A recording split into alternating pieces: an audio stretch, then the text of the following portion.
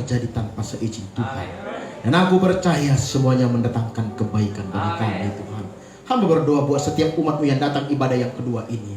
Biarlah kami benar-benar mempersiapkan hati kami, memberi hati kami untuk diisi oleh firman Tuhan. Terima kasih Tuhan. Dan hari ini urapi hamba-Mu Tuhan. Berbicaralah Tuhan. Kami siap mendengarkan firman-Mu. Haleluya. Bersama katakan amin. Berikan tepuk tangan bagi Tuhan. Silakan duduk Bapak Ibu Saudara yang bagi Tuhan. Haleluya. Shalom. Shalom. Shalom. Shalom. Puji Tuhan Bapak Ibu Saudara. Saya diberikan kesempatan melayani di tempat ini. Saya memperkenalkan diri dulu karena saya baru pertama kali melayani firman di tempat ini.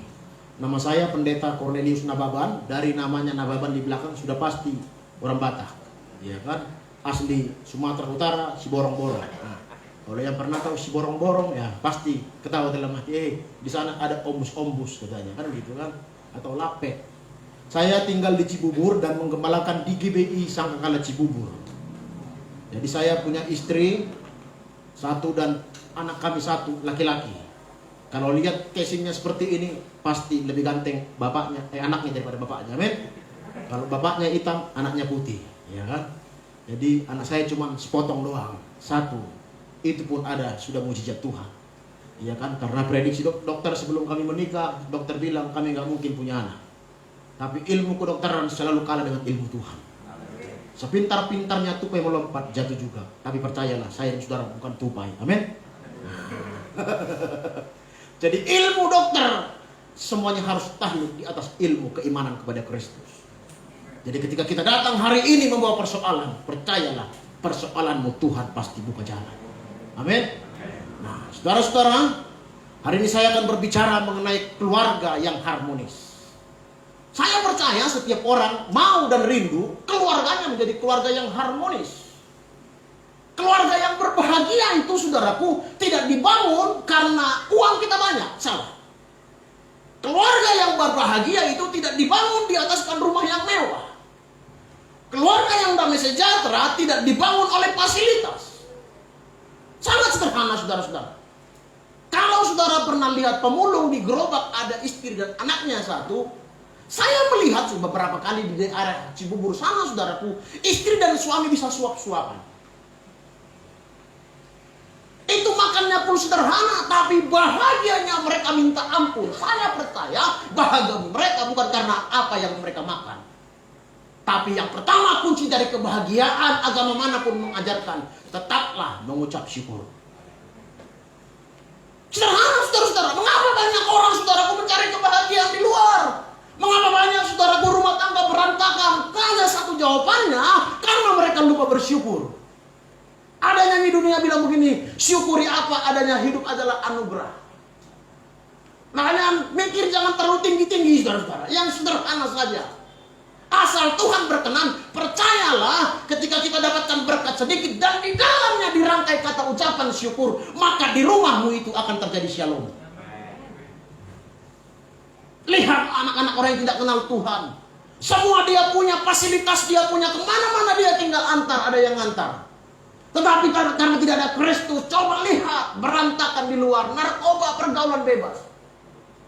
Tapi sebagai hamba Allah saya mau katakan siang hari ini, tetaplah ucapkan syukur meskipun suasana tidak bersahabat karena COVID-19.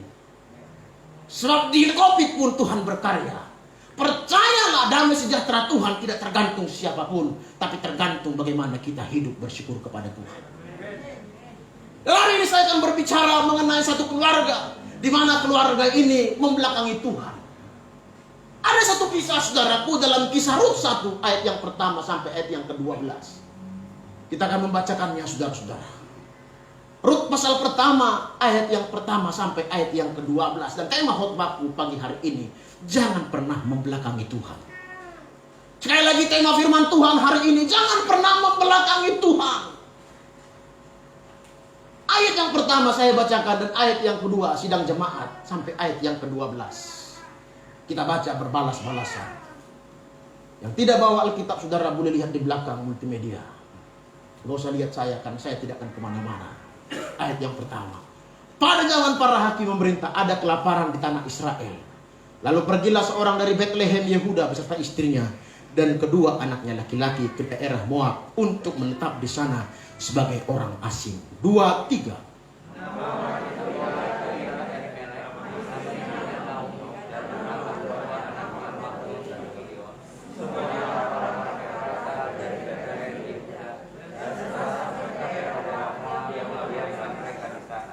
Kemudian matilah Elimelek suami Naomi, sehingga perempuan itu tertinggal dengan kedua anaknya. 2, 3.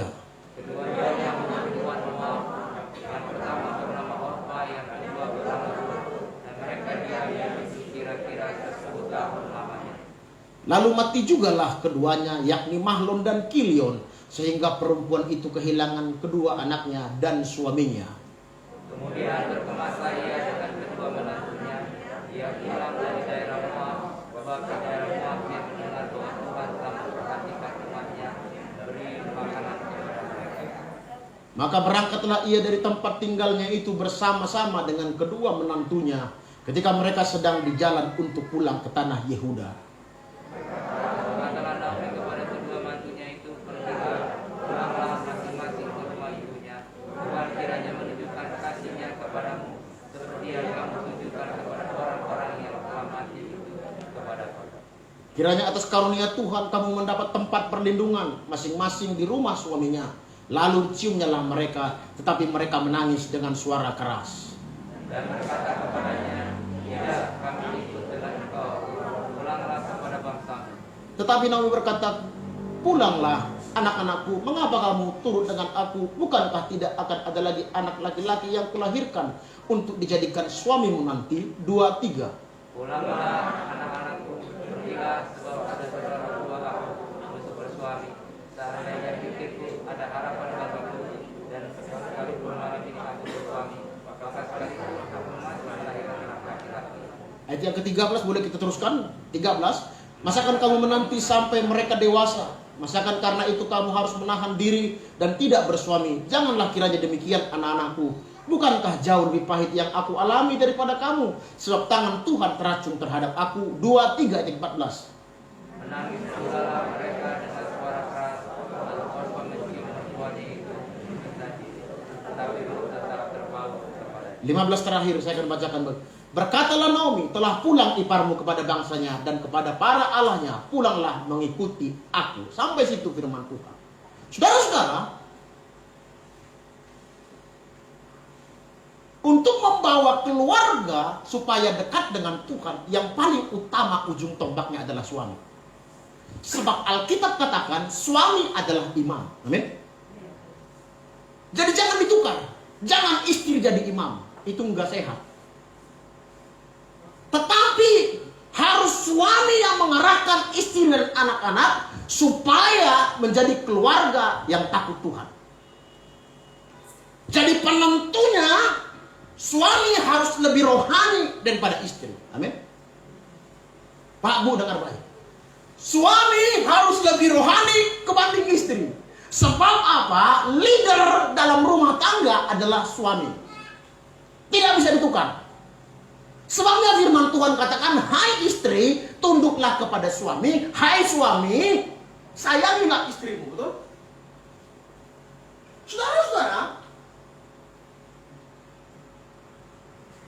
satu ketika kata firman Tuhan, terjadi kelaparan di Yehuda. Terjadi kelaparan di Yehuda, krisis. Dan biasanya Elimelek ini, saudaraku, kebiasaannya ketika itu sebagai seorang pelayan Tuhan. Saya pelajari sejarahnya begitu. Elimelek ini sudah terbiasa melayani Tuhan di tempat kelahirannya di Yehuda. Nah, Alkitab katakan, saudara-saudara, setiap kali ada peribadatan di tengah-tengah umat Tuhan di Yehuda, maka Elimelek ini membiasakan diri membawa atau memimpin ibadah-ibadah ketika itu. Itu latar belakang Elimelek. Dia seorang pelayan Tuhan dan dia seorang yang takut Tuhan. Tetapi kata firman Tuhan selanjutnya tadi, Bapak Ibu yang diberkati oleh Tuhan, Maka terjadilah krisis di Yehuda. Terjadilah kelaparan. Pak, Bu, kalau hari-hari ini kita mengalami situasi yang sulit, percayalah. Boleh kan? Kita iklan dulu, Bu, ya.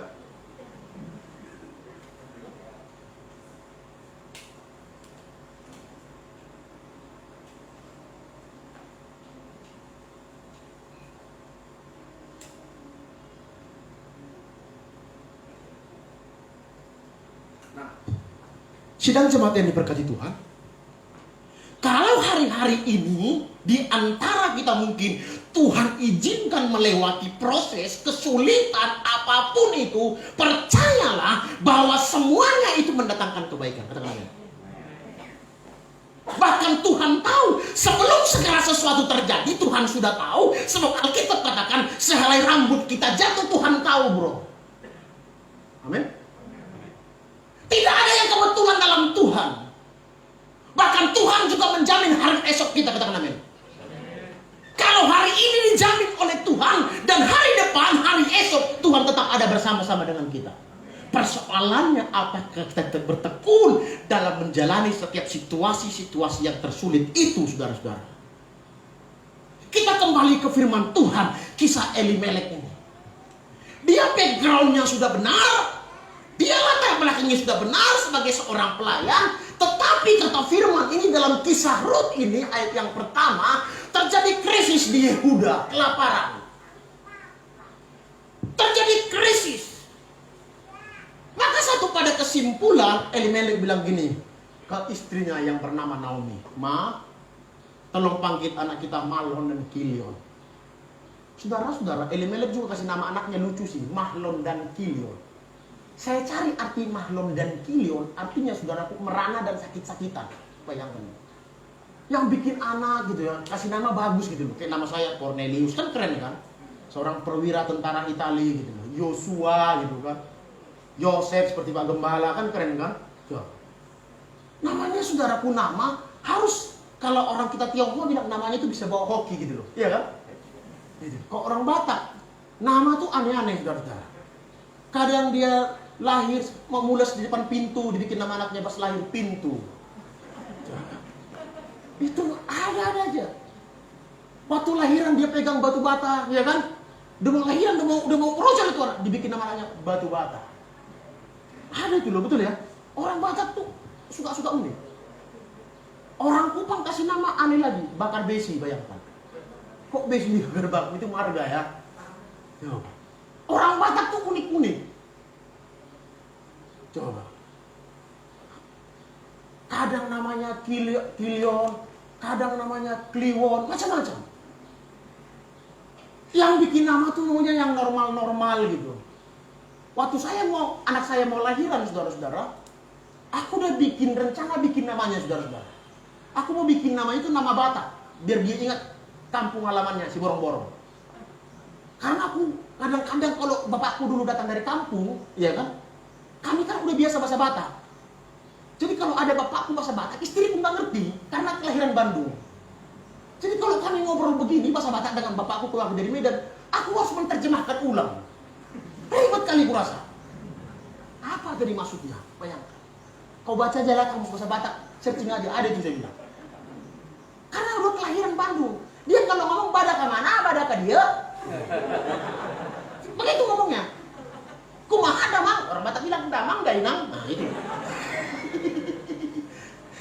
Jadi gak bakalan ngerti. Dan masakan pun dia gak suka masakan Batak. Padahal aku BTL, Batak tembak langsung.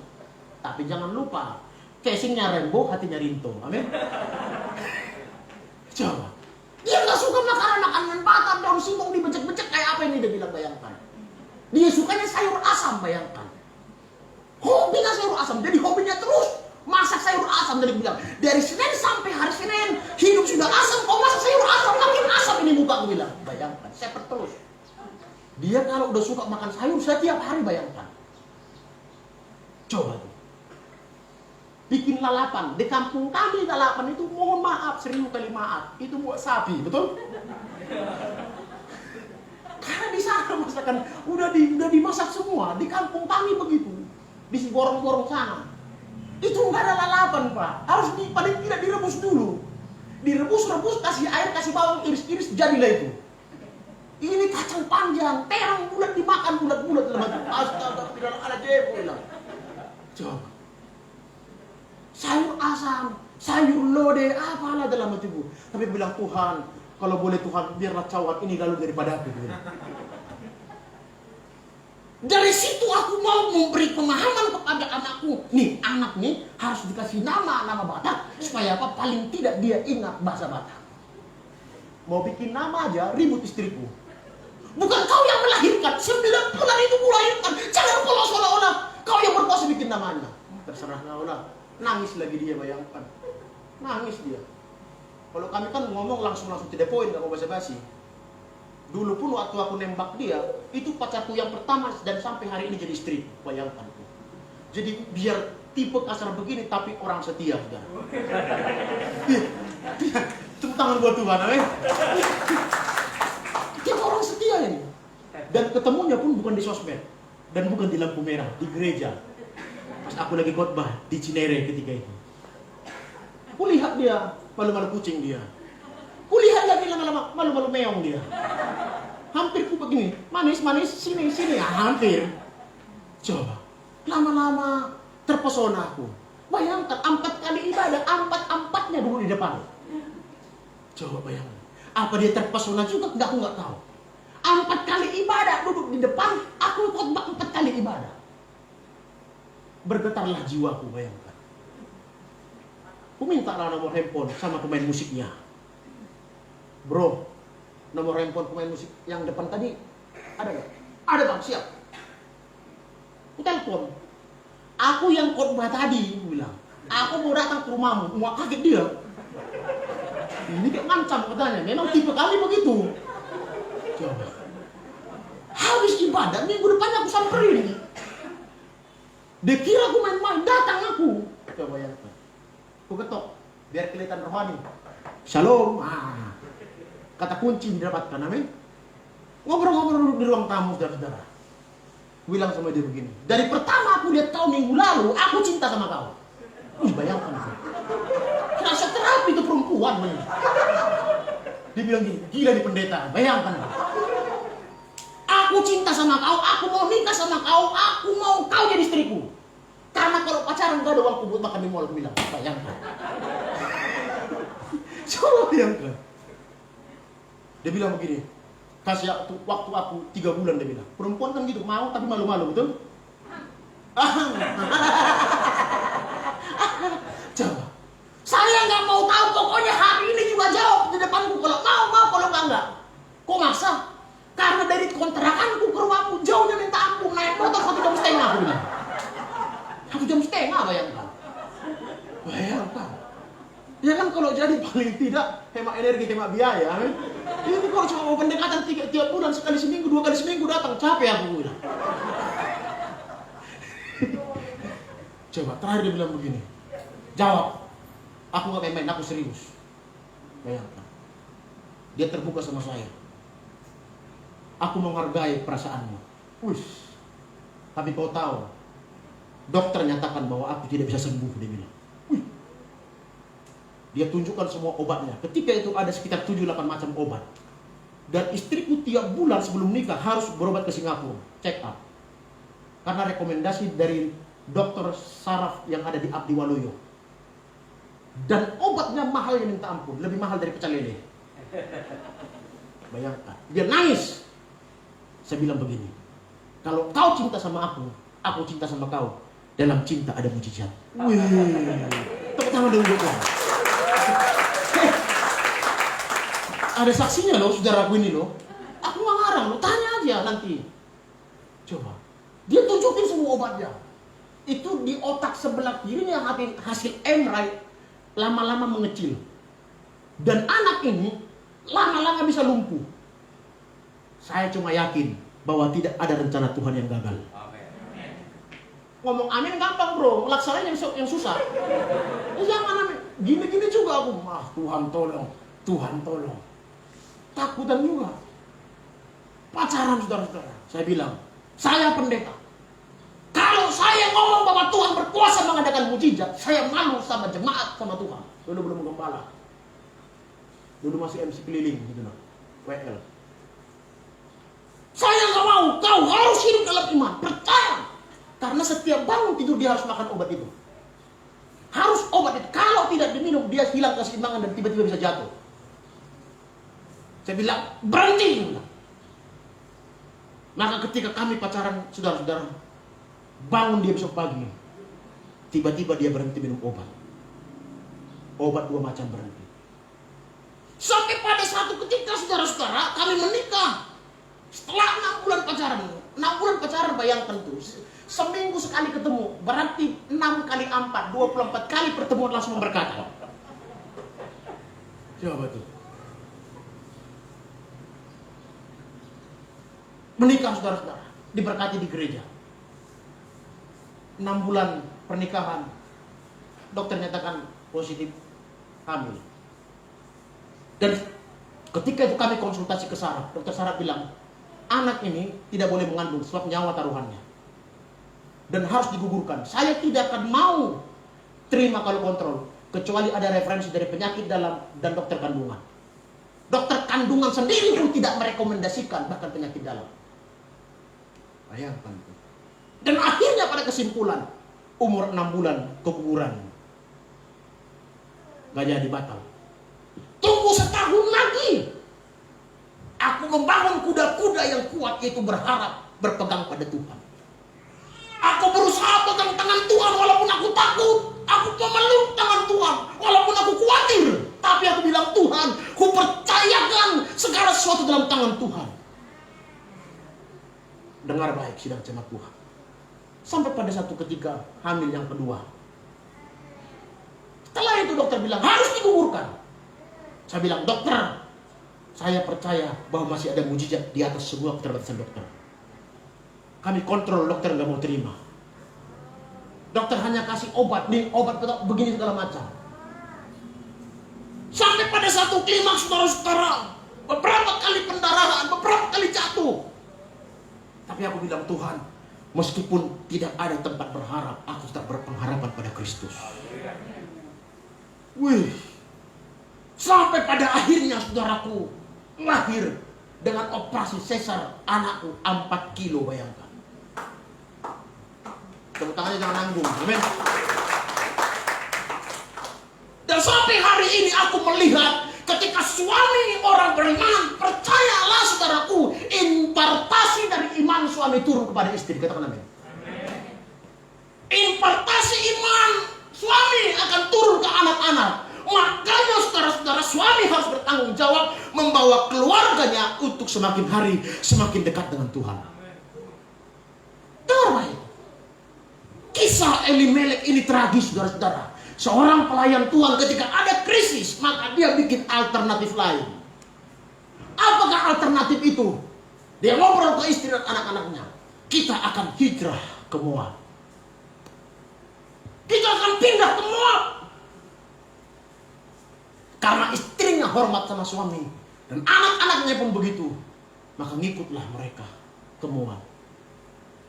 Saudara tahu, Moab ini tempat orang kafir, tempat orang-orang yang tidak kenal Kristus, tempat orang yang tidak mengenal Yahweh ketika itu. Mereka meninggalkan Tuhan di Yehuda, mereka membelakangi Tuhan di Yehuda. Saya mau bilang bagi kita sidang jemaat yang diberkati oleh Tuhan, seberat apapun persoalanmu, jangan pernah meninggalkan Tuhan. Seberat apapun saudaraku COVID hari-hari ini karena kesulitan, percayalah, jangan pernah membelakangi Tuhan. Tetap pegang Tuhan setiap hari. Kita baca saudaraku ayat yang ketiga. Setelah mereka berangkat ke Moab, kita baca ayat yang ketiga, saudara boleh lihat Alkitab saudara. 2, 3.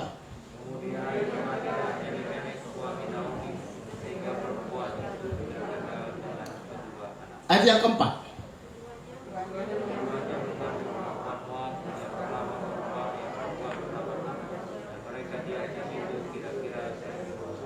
Sampai situ. Saudara-saudara, sampai pada satu keputusan urusan yang berat menurut Naomi. Karena dia nggak lihat lagi figur suaminya yang berjalan dengan iman. Suaminya, saudaraku, bikin solusi lain. Suaminya berpikir dia akan menghindar karena faktor kesulitan. Mungkin ada cara lain. Saya mau bilang begini, cara manusia berbeda dengan cara Tuhan. Katakan amin. Amin. Cara Tuhan, kita pegang Tuhan, berjalan bersama dengan Tuhan, Tuhan pasti menyertai. Amin. Wih, coba bayangkan. Maka apa yang terjadi di Moab? Mereka tidak pernah lagi beribadah kepada Tuhan. Mereka meninggalkan Tuhan. Kita bersyukur pada Tuhan. Dan saya percaya kita semuanya orang yang dipilih oleh Tuhan. Meskipun dalam situasi sekarang kurang bersahabat, sudah tetap mencari Tuhan. Maka matilah Elimelek, kata firman Tuhan. Gak lama kemudian menikahlah anaknya yang bernama Mahlon dan Kilion dengan perempuan Moab itu. Sejarahnya, saudara-saudara, kalau orang Israel kawin silang dengan orang kafir, maka orang Israel asli itu akan tidak dianggap lagi keturunan Abraham. Diasingkan. Coba tuh. Diasingkan mereka. Mereka nggak pantas dan tidak terhormat lagi. Kastanya udah beda. Mereka bukan orang Israel. Mereka sudah mengkhianati Tuhan. Kira-kira begitu. Wih, sadis juga ya. Dengar baik-baik sidang jemaat Tuhan. Maka menikahlah Rut dan Orpa. Mahlon dan Kilion ambil istri Rut dan Orpa. Langkah pertama, saudara-saudara, Tuhan tegur keluarga itu lewat kematian Elimelek. Pak Bu, kadangkala Tuhan tegur kita, saudaraku, supaya kita bisa berbalik kepada Tuhan. Katakan amin. Kadangkala Tuhan izinkan kita melewati persoalan supaya kita flashback ke belakang dan tidak boleh jauh dari Tuhan. Maka apa yang terjadi, saudara-saudara? Setelah menikah, saudaraku, Naomi dan Orpa menjadi menantu daripada Naomi.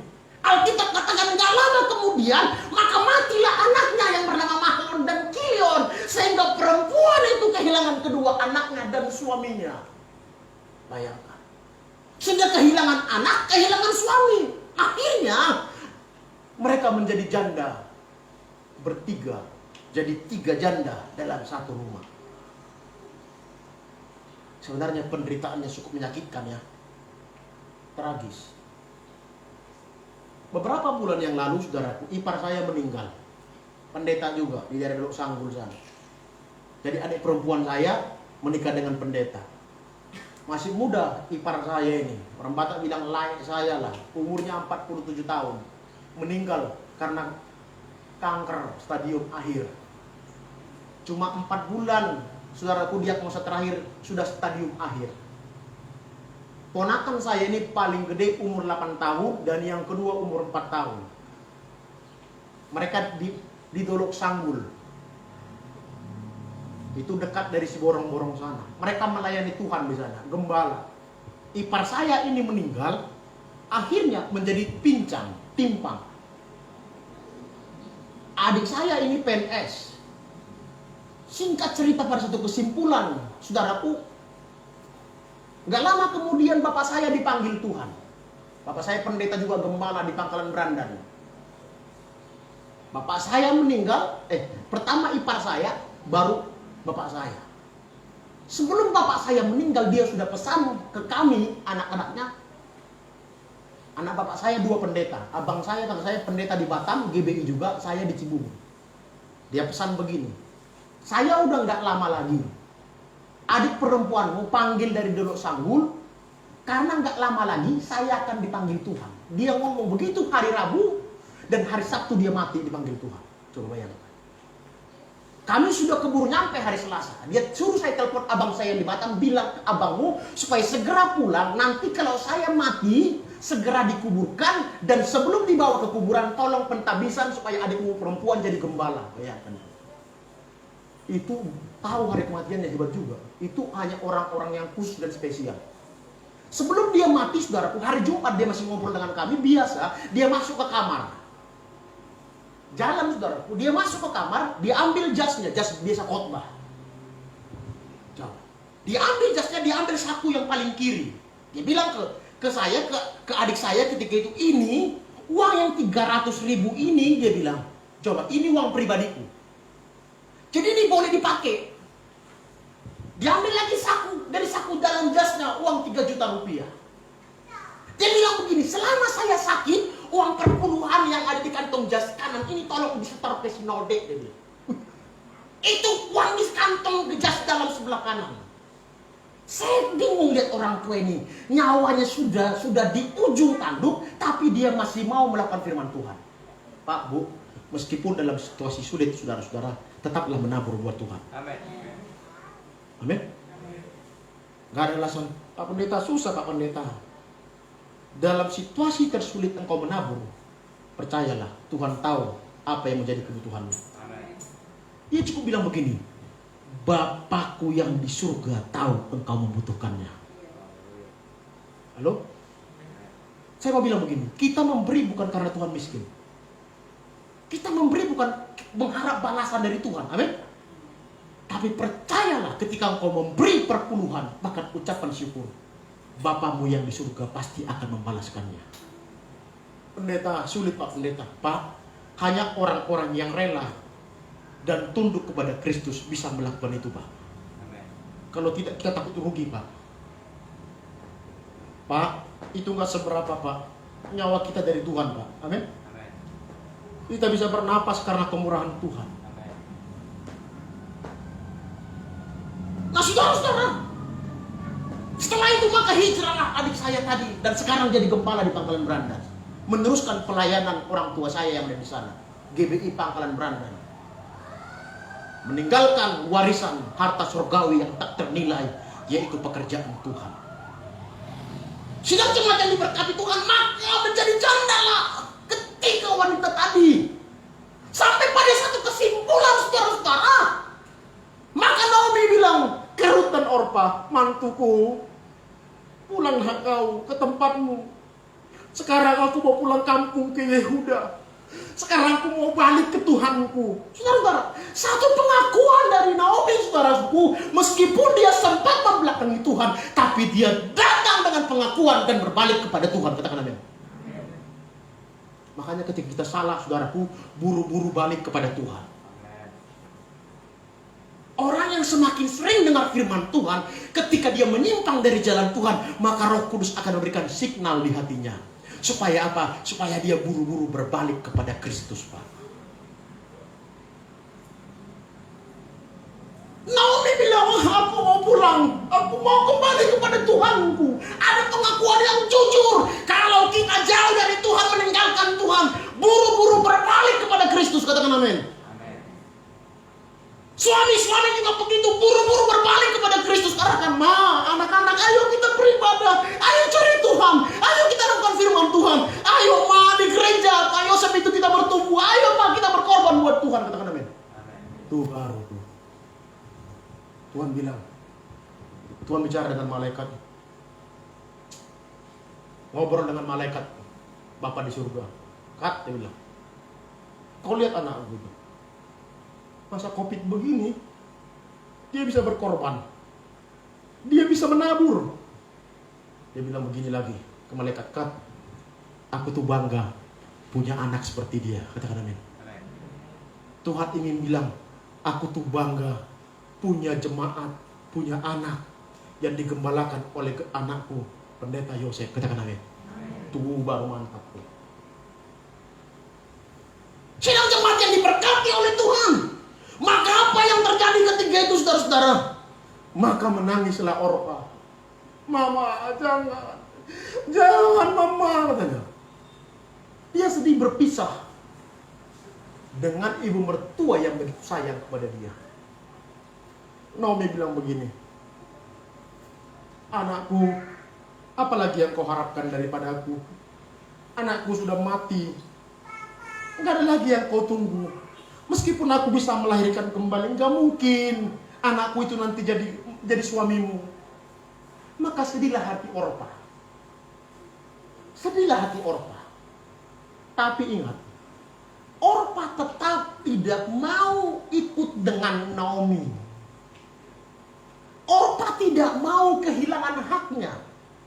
Karena dulu budaya orang Moab, kalau dia pergi meninggalkan tempat kelahirannya atau bergabung dengan bangsa lain atau suku Yehuda atau orang Israel, dia akan secara otomatis tidak dapat warisan dari leluhurnya. Itu budaya orang Moab. Maka secara otomatis dia nggak dapat warisan. Padahal tadi khotbah saya ibadah yang pertama, warisan yang berharga itu adalah Kristus. Amin.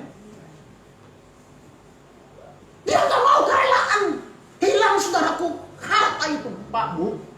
Kalau kita sudah menemukan Tuhan, dan saya mau katakan lagi di ibadah yang kedua ini, sesungguhnya harta yang paling berharga itu adalah Kristus. Katakan amin. Maka ketemu lagi Naomi dengan Rut. Rut, mantuku. Rut, kau udah janda anakku. Gak ada lagi yang kau harapkan daripada aku. Aku mau balik kepada Tuhanku di Yehuda. Selamat tinggal ya Rut. Bye-bye kau Rut. Jangan mama. Aku gak mau meninggalkan Moab. Aku gak mau meninggalkan Tuhan. Dia bilang, wih, mama aku ikut Rut. Di situ tempat kelahiranmu. Di situ Rut, harta warisan nenek moyangmu Rut. Tapi pada satu kesimpulan, Rut membuat satu pengakuan. Kita baca firman Tuhan saudara-saudara. Ayat yang ke-15 dan 16. 15-16 kita baca bersama-sama. 2, 3.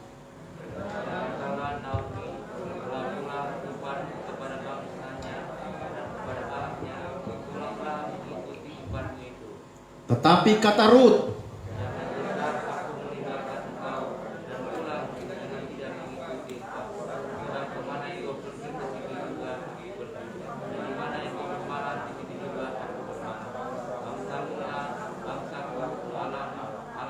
sampai situ saudara. Satu sikap hati Rut yang dilihat oleh Tuhan, dia berani meninggalkan keluarganya, orang tuanya. Bahkan dia berani tidak mengambil warisan itu. Secara otomatis kalau dia meninggalkan Moab, dia nggak boleh harap apa-apa lagi. Dan dia sudah dianggap putus hubungan dengan keluarga, dan dia nggak dapat warisan. Tapi dia bilang begini, jangan desak aku meninggalkan engkau. Dia ngomong ke mertuanya. Dan pulang dengan tidak mengikut engkau. Sebab kemana engkau pergi, ke situ jugalah aku pergi. Dan di mana engkau bermalam, di situ jugalah aku bermalam. Bangsamu lah bangsaku, dan Allahmu adalah Allahku. Pak, mengikut Tuhan Pak harus berani mengambil resiko. Amin. Sesuatu yang berharga menurut kita, saudara mungkin punya sesuatu yang berharga menurut Bapak Ibu Saudara sekalian. Tetapi saya mau bilang pagi hari ini, sesungguhnya Tuhanlah harta yang berharga itu. Meski hari ini kita menghadapi persoalan, asal ada Tuhan, tenanglah jiwamu. Tuhan lihat sikap pernyataan daripada Rut. Bangsamu lah bangsaku, di mana kau bermalam di situlah aku, dan Allahmu adalah Allahku. Dia meninggalkan segala sesuatu, bahkan dia secara otomatis hilang dari keturunan ahli waris. Sebab apa? Dia lebih memilih Tuhan Allah Israel sebagai Tuhan yang dipercaya oleh mertuanya. Saya percaya ketika pengakuan itu keluar dari mulut Rut, Tuhan mencatatnya. Saudara-saudara, ketika kita, saudaraku, datang pada Tuhan, saudara nggak boleh lihat ke belakang lagi. Tuhan harus menjadi tujuan kita yang paling utama. Dia harus menjadi penting dalam hidup kita. Tidak boleh ada yang lain. Tidak boleh ada yang lain. Saudara, dia dampak dari Rut ketika dia berani mengaku Tuhan yang disembah oleh Naomi adalah Tuhannya. Dia ketemu dengan Boas, betul? Boas orang yang kaya. Jangan terjemahkan kayanya materi, tapi ingat, kalau saudara lihat silsilah daripada Yesus Kristus masuk dalam keturunan Rut, dalam silsilah Rut masuk dalam silsilah Yesus Kristus. Saudara lihat di Matius. Boas pun masuk. Begitu terhormatnya Rut ketika dia berani mengambil resiko, dia meninggalkan semua apa yang menurut dia nyaman. Dan hari ini sejarah mencatat bahwa Yesus Kristus masuk bagian daripada keturunan Rut. Saudara lihat Matius pasal pertama nanti di rumah. Baca silsilah Yesus Kristus. Sidang jemaat yang diberkati oleh Tuhan.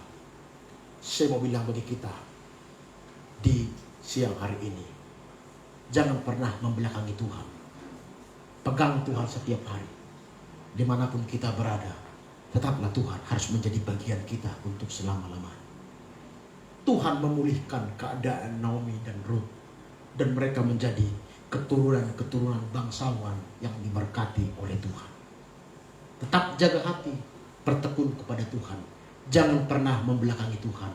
Percayalah, Tuhan menyertai kita dalam situasi apapun. Dalam persoalan, dalam kedukaan, tangan Tuhan ada menopang kita. Berjalan bersama dengan Tuhan. Suami harus menjadi imam dalam keluarga. Arahkanlah istri anak-anak kita untuk berjalan bersama dengan Kristus. Tuhan berkati. Shalom.